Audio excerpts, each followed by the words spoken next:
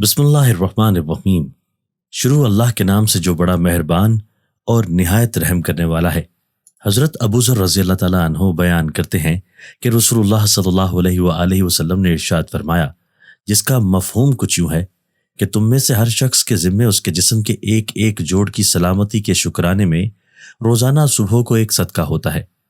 ہر بار سبحان اللہ کہنا صدقہ ہے، ہر بار الحمدللہ کہنا صدقہ ہے، ہر بار لا الہ الا اللہ کہنا صدقہ ہے، ہر بار اللہ اکبر کہنا صدقہ ہے، بھلائی کا حکم کرنا صدقہ ہے، برائی سے روکنا صدقہ ہے، اور ہر جوڑ کے شکر کی ادائیگی کے لیے چاشت کے وقت 2 رکعتیں پڑھنا کافی ہو جاتی ہیں۔ حضرت معاذ بن انس رضی اللہ تعالیٰ عنہ بیان کرتے ہیں کہ رسول اللہ صلی اللہ علیہ وآلہ وسلم نے ارشاد فرمایا کہ جو شخص فجر کی نماز سے فارغ ہو کر اسی جگہ بیٹھا رہتا ہے، خیر کے علاوہ کوئی بات نہیں کرتا، پھر 2 رکعت اشراق کی نماز پڑھتا ہے، اس کے گناہ معاف ہو جاتے ہیں، چاہے وہ سمندر کی جھاگ سے زیادہ ہی کیوں نہ ہو۔ حضرت ابو ہریرہ رضی اللہ تعالیٰ عنہ سے روایت ہے کہ رسول اللہ صلی اللہ علیہ وآلہ وسلم نے ارشاد فرمایا، اللہ تعالیٰ اس شخص پر رحمت فرمائے جو رات کو اٹھ کر تہجد پڑھے، پھر اپنی بیوی کو جگائے، وہ بھی نماز پڑھے، اور اگر نیند کے غلبہ کی وجہ سے وہ نہ اٹھی تو اس کے منہ پر پانی کا ہلکا سا چھینٹا دے کر جگائے۔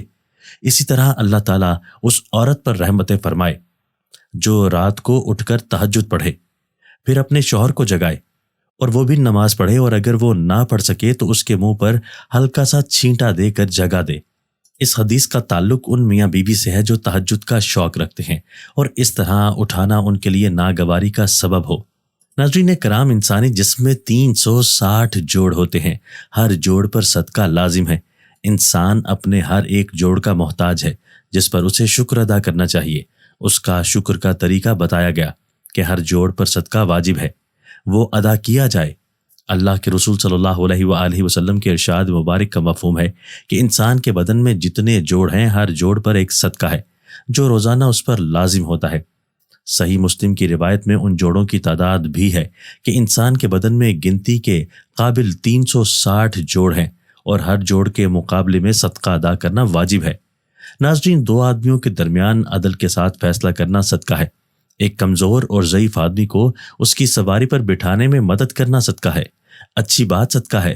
نماز کے لیے چلنا اور اس کے لیے ایک ایک قدم اٹھانا صدقہ ہے، اور تکلیف دینے والی چیز کو راستے سے ہٹانا بھی صدقہ ہے۔ یہ جوڑ اللہ تعالیٰ کی عظیم نعمت ہے جن کے ذریعے انسان اٹھتا بیٹھتا چلتا پھرتا ہے اور سارے کام سر انجام دیتا ہے۔ اگر کسی ایک جوڑ میں بھی تکلیف ہو جائے تو سارا جسم تکلیف سے بے چین ہو جاتا ہے، اور بعض جوڑ تو ایسے ہوتے ہیں کہ اگر وہ کام کرنا چھوڑ دیں تو پورا جسم معطل ہو جاتا ہے۔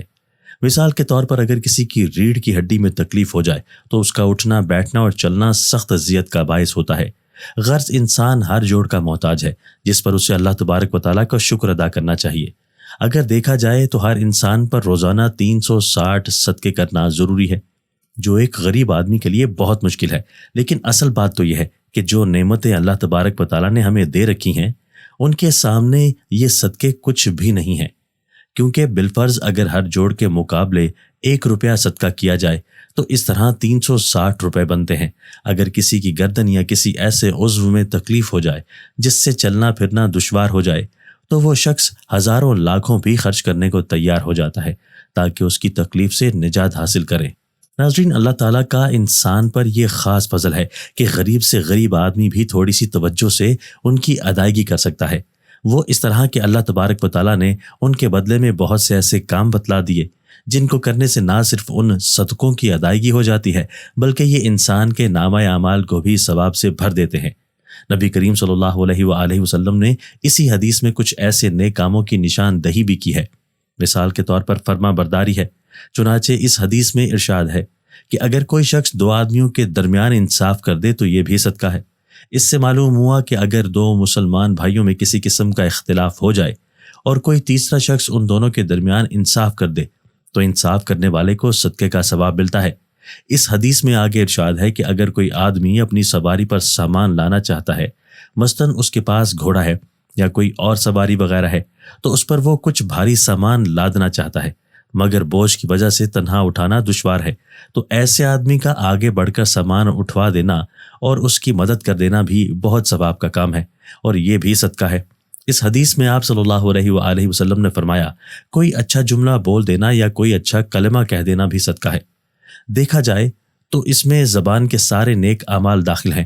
مثلاً اللہ تبارک و تعالیٰ کا ذکر چاہے وہ سبحان اللہ کہہ رہا ہو یا الحمدللہ، چاہے وہ تلاوت قرآنی ہو یا درود شریف، اسی طرح کوئی ایسا جملہ یا کلمہ زبان سے کہہ دینا جس سے دوسرے کو کوئی فائدہ، خوشی یا تسلی ہو جائے، اس حدیث کی روح سے وہ بھی صدقہ ہے۔